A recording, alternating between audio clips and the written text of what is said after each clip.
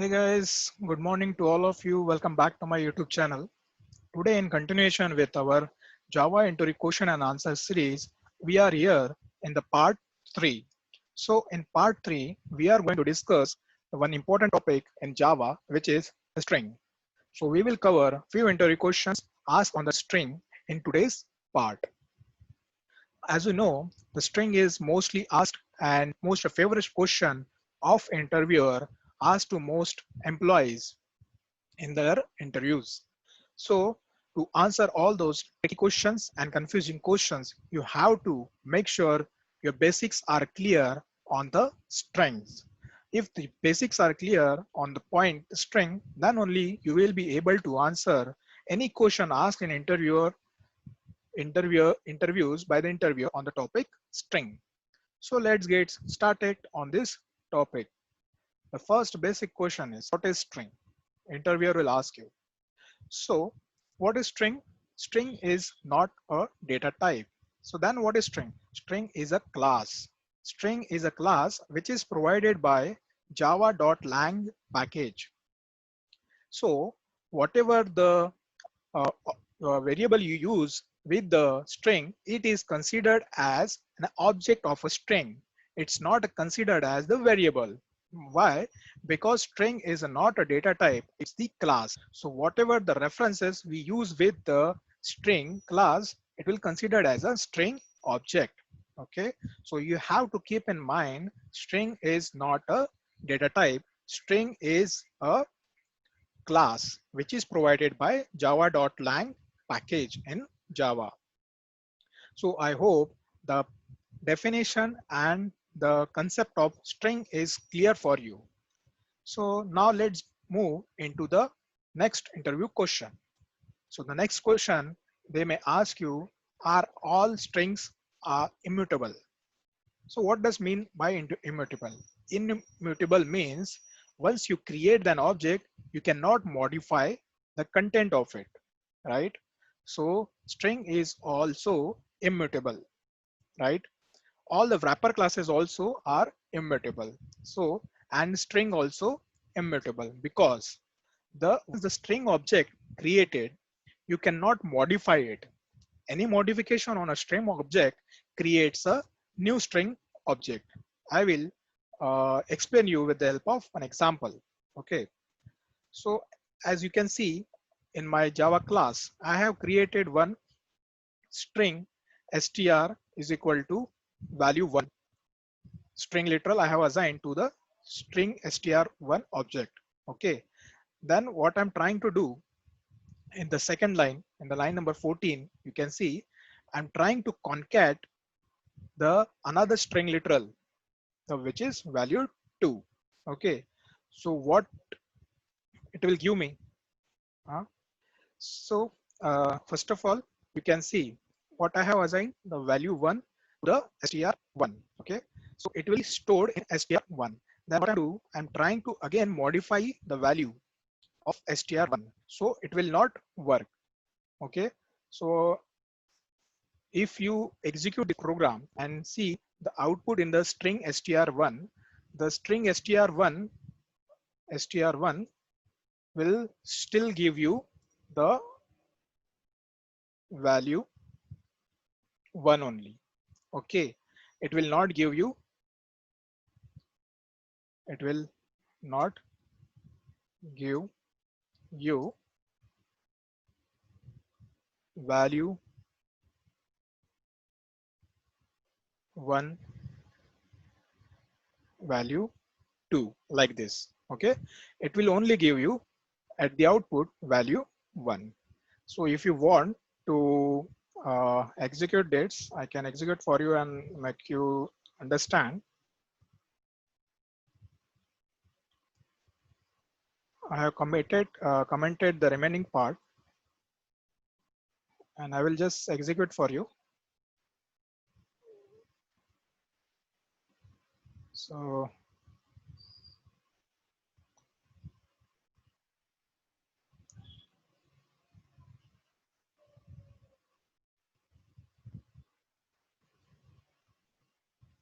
okay, so what is the output? Output is value 1. Okay, as I told you, we will get the value 1 only, right? Because the modification will not happen to the string object because string is immutable. Okay, once the value is created, you cannot modify the content of the string object further in your class. So I hope that question is also clear for you. Okay, note that the value is not modified in the above example. The result should be assigned to the new reference value. Okay, new reference variable or the same reference variable can be reused. Okay, so where this value can be stored here, if you want to store the value which you have concatenated, so you have to create another string object or string variable. Okay, like I have created string concat. Okay, string concat is equal to string str3 dot concat value 2. Okay, so that concatenated value will be stored in the object concat, and if you print the object concat, you will find the value 1 and value 2 at the output. Okay, so I hope that that question is clear for you. You have to just keep in mind the string is not immutable. Immutable in it's not immutable means you cannot create modify the content of the object once it is created. If you want to modify this content, then you will have to store that modified value into the another object. That means you are creating another reference variable for the modified value. Okay, which is not suggested in Java. There is a solution for this. We will see in other questions. Okay, so you will be assuming then where this value will be storing. Okay, so next question the interviewer may ask you, where are string values stored in memory? So it depends on the approach. By which approach we are creating the string object. In our document, as you can see, there are two approaches. The approach one is we are assigning the string literal directly to the string object. Okay, right? And this value, so if you are using this approach, in this approach, the value we will be directly stored in the string constant pool. Okay, which is inside the heap memory. Okay, so if the compiler finds a string literal, it checks if it is exist in the pool. If it is exist, that value will be reused.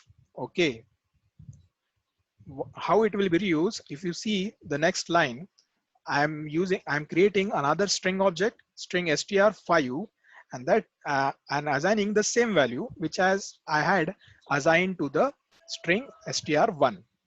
So when a string str5 is created, the existing value from the string constant pool will be reused. Okay, so this is the in the approach one.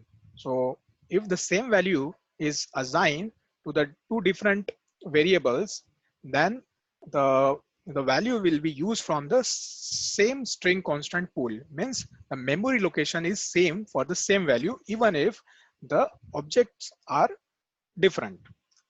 Like here the object is string str1 and second object is string str2. These are two different objects, but the value assigned to this two different object is the same. Okay, so since the value is the same, it will be stored in the same memory location, means it at the same string constant pool, and from that string constant pool we will be fetching only the same value for the two different objects. Okay, so I hope that approach is clear for you.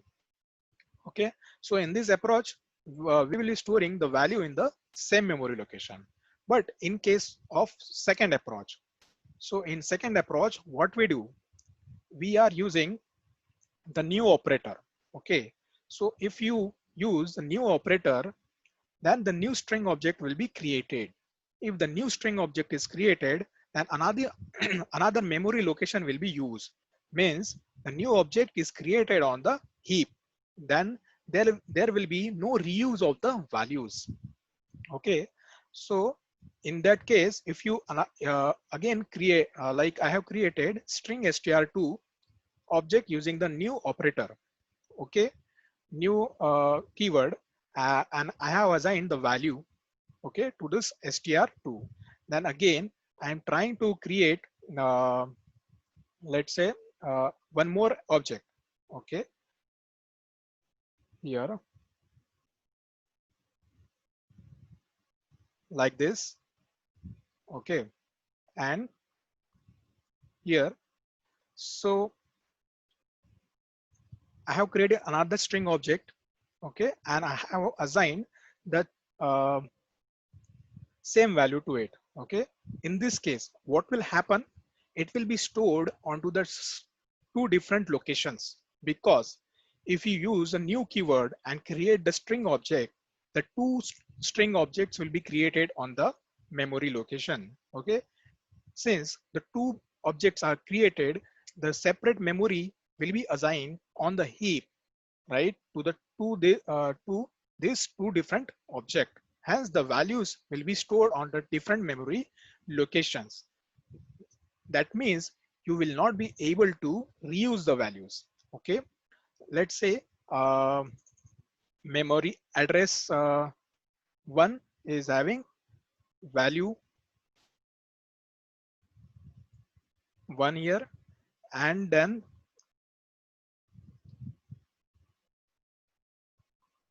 okay, let me type here, address 2 will be having same value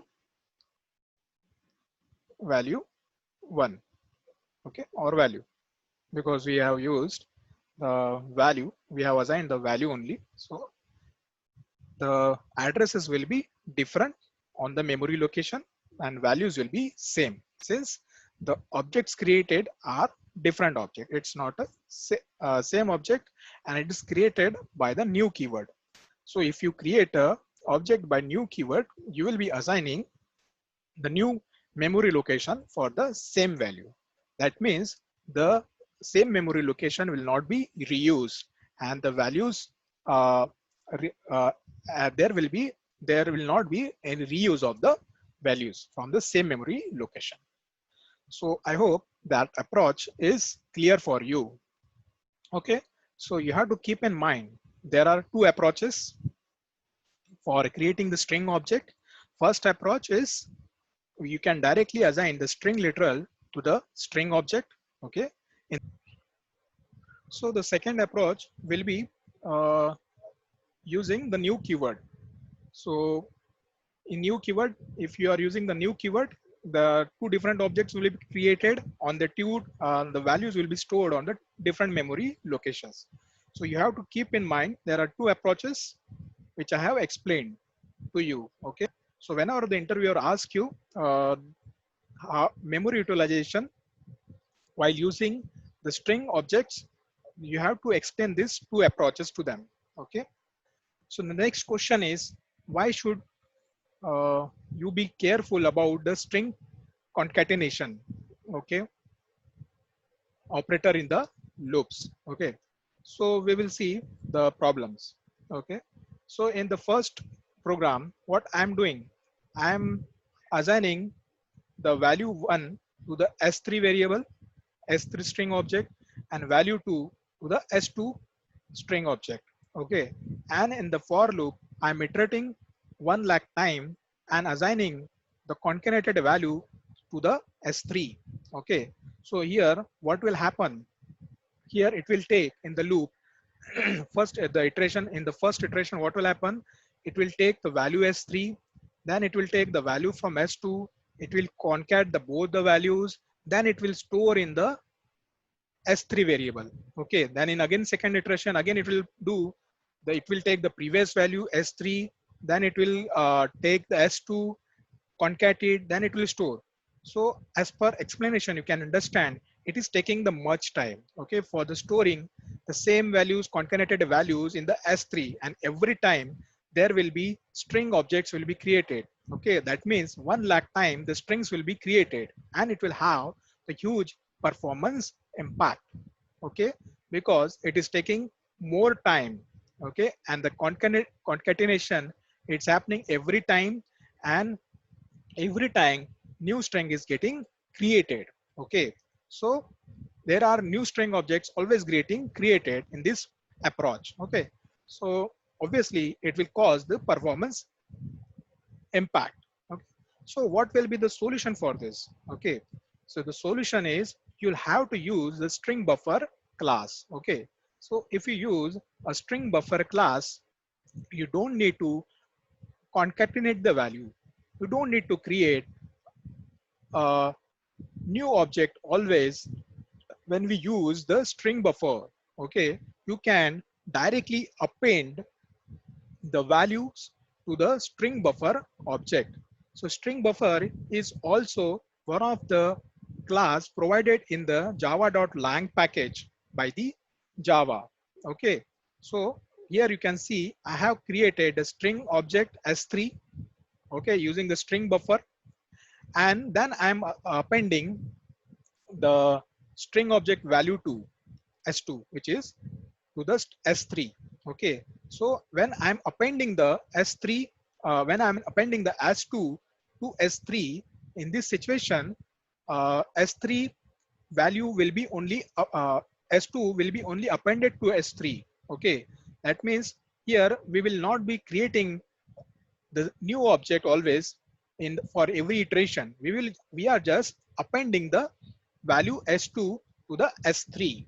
Okay, this is because of the string buffer. That append method will be provided by the string buffer class only. It will not be provided in the string class.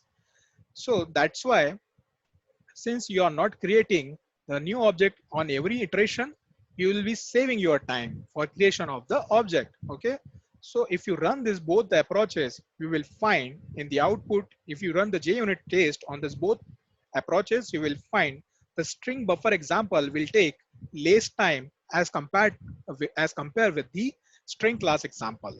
Okay, so you have I hope you got the answer to this question. Okay, so I hope that topic is clear for you.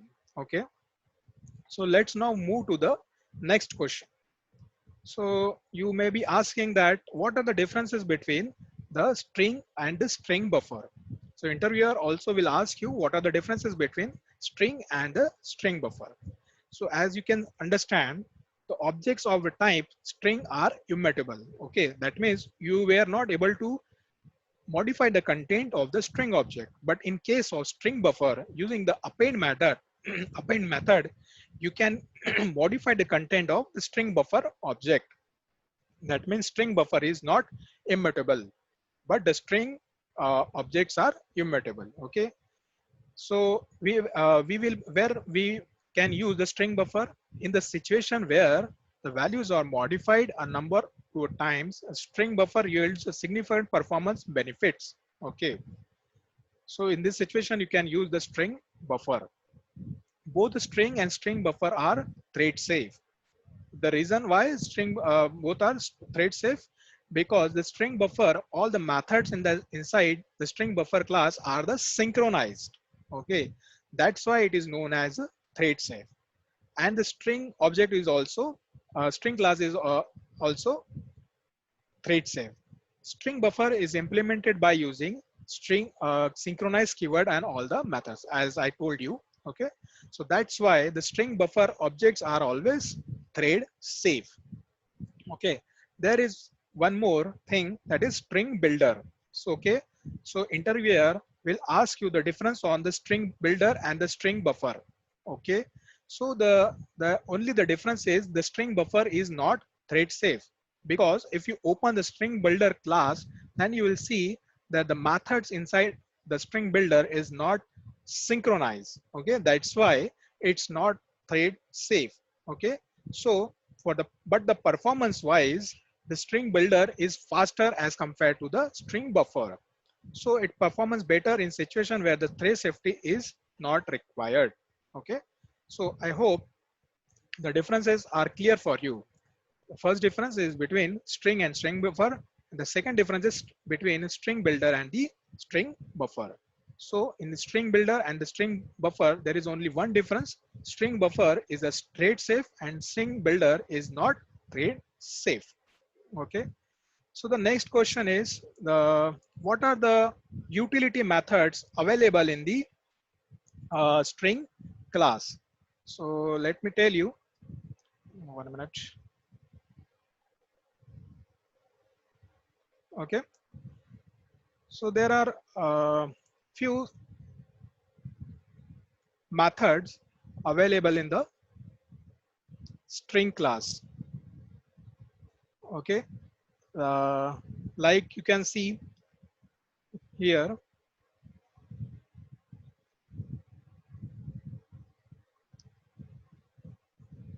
I am calling, I have used the string of, I have created a string object here, okay, and I'm calling the method character at, okay. So the character at method, it will give the character at the position 2, okay, since you are passing the argument 2 to this, okay. So whatever the position you pass to this method, it will print the value of this position, okay. Then next, let me first clear clear it so you understand it better. Okay. Okay. So the next method provided by the string class, it's a toString method. Okay. So where you can convert your string object to the string. Okay.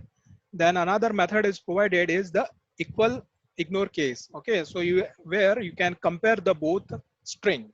Okay. Then another method is there is the substring method. Okay. In the substring method, you can find the value from the middle of the string list. Okay. So here I am passing the 3 to the substring method. Okay. So at the output, we will find the value of a string from the position 4. Okay. Position 3, sorry. So you can see in the output, you will get the value from CD, okay, which is from here, from the third position, because you are substring the existing string. Okay. You can get the value from one location to the another location. For example, here, I want to get the value from the position 3 to the position 7. So that is also possible with the help of substring method. Okay. You can get the value from position 3, from that means from D to the position 7, which means till the uh, value D character G. Okay. So these are some utility methods are available in the uh, string class. So I hope all the questions are clear on the string classes for you. When the interviewer asks you the question on this, you should be able to answer all the questions on the string class. Okay. Thank you. Stay in tune. In the next topic, next lecture, we will see the interview questions on the OPS concept, which is most important and widely used in the Java interviews. Till the time, stay in tune with me. Thank you. Bye.